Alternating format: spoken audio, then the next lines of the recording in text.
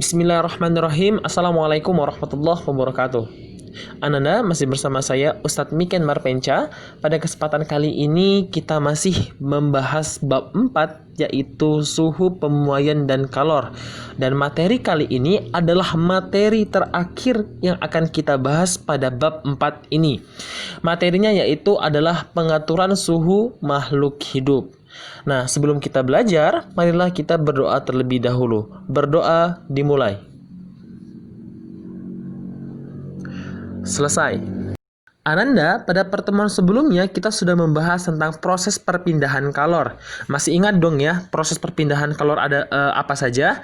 Ada berapa? Ya, ada 3. Yang pertama kita kenal dengan istilah konduksi, yang kedua konveksi, dan yang ketiga adalah radiasi. Nah, Ananda, pada kesempatan kali ini kita akan membahas tentang pengaturan suhu pada makhluk hidup. Nah, pengaturan suhu tubuh ini dikenal dengan istilah termoregulasi. Ya, termoregulasi adalah kemampuan makhluk hidup untuk menjaga suhu tubuhnya. Menjaga dari apa? Menjaga dari suhu tubuh yang terlalu dingin ataupun suhu tubuh yang terlalu tinggi. Sebab jika suhu tubuh terlalu rendah, terlalu dingin, ataupun suhu tubuhnya terlalu tinggi, maka dapat menyebabkan kematian pada makhluk hidup tersebut. Ananda, termoregulasi ini bisa kita bagi menjadi 2, yaitu ektoterm dan yang kedua adalah endoterm. Nah, kita akan bahas satu persatu. Kita mulai dari ektoterm. Apa itu ektoterm?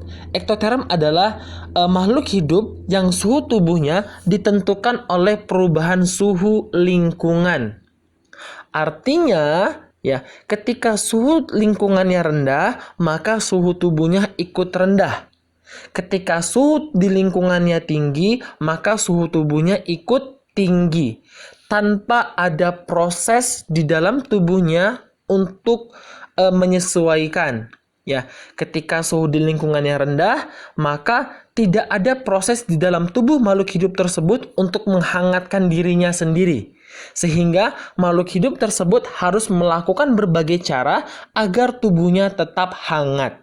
Nah, karena suhu tubuhnya ini berasal dari luar tubuh, ya, atau dipengaruhi oleh lingkungan, maka hewan ektoterm disebut juga sebagai hewan berdarah dingin. Terus, bagaimana cara hewan ektoterm ini untuk menurunkan suhu pada saat suhu di lingkungan tinggi?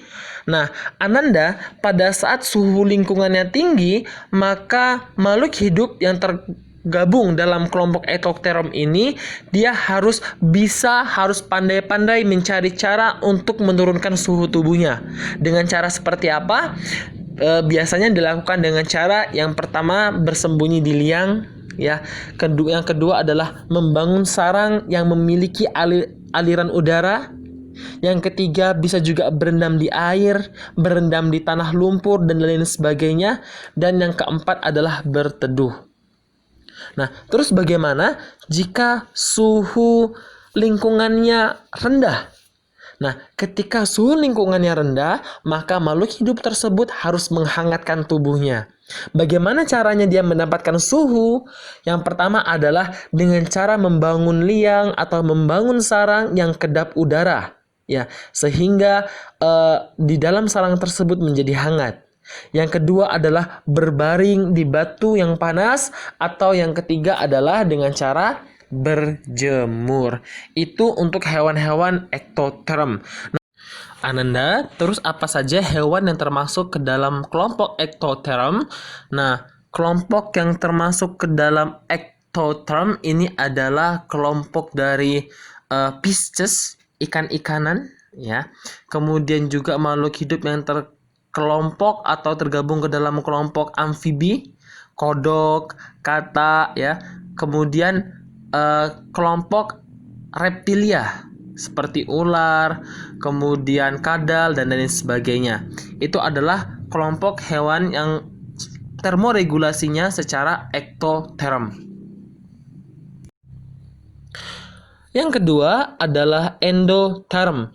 Endoterm ini adalah makhluk hidup yang mempertahankan suhu tubuhnya melalui proses metabolisme.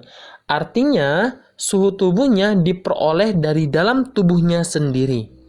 Ketika mungkin suhu lingkungannya rendah, ya, suhu tubuh makhluk hidup tersebut juga ikut turun. Tetapi di dalam tubuhnya ada suatu mekanisme metabolisme sehingga tubuhnya menjadi hangat. Ya, kemudian kalau seandainya suhu di lingkungannya tinggi, maka suhu makhluk hidup tersebut juga akan tinggi. Namun ada pengaturan dalam tubuhnya untuk menurunkan suhu tubuhnya. Jadi suhu tubuhnya relatif standar ya, sama.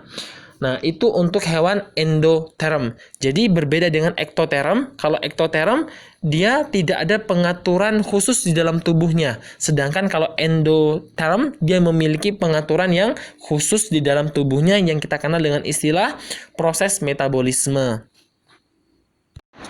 Terus apa saja contoh dari makhluk hidup endoterm? Contoh makhluk hidupnya adalah aves atau kelompok burung-burungan seperti ayam dan lain sebagainya. Kemudian yang kedua adalah mamalia. Salah satu contohnya adalah kita, yaitu manusia.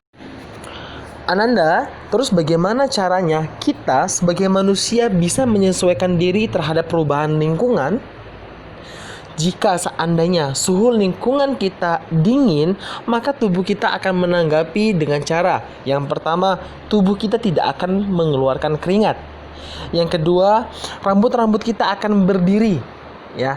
Dan kemudian yang ketiga adalah pembuluh darah berkontraksi, ya, sehingga proses pembuangan panas akan terhambat. Dan yang keempat adalah otot tubuh kita akan berkontraksi sehingga tubuh kita akan menggigil. Itu adalah proses dalam tubuh kita.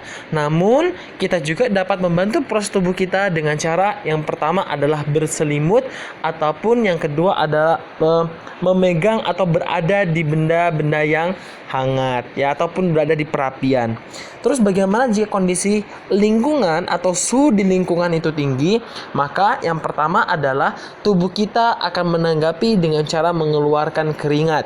Karena keringat ini nanti akan berusaha untuk menurunkan suhu tubuh kita.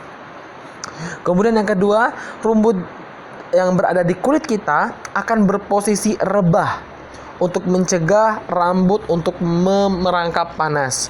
Kemudian yang ketiga adalah dinding pembuluh darah akan relaksasi sehingga akan mempercepat proses pembuangan panas. Namun proses yang berada di dalam tubuh kita dapat dibantu dengan cara menggunakan kipas angin, menggunakan AC, ataupun menggunakan pakaian yang berbahan dasar katun.